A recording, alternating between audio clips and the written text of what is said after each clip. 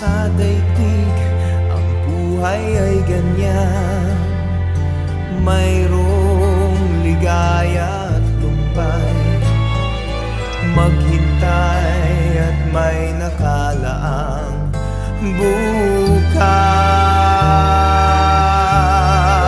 bukas. May bukas pa sa iyong buhay. Tutulungan ka ng Diyos na may lalang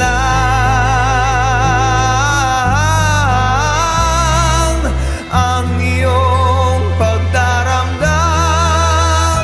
Idalangin mo sa may kapal na sa puso mo ay mawala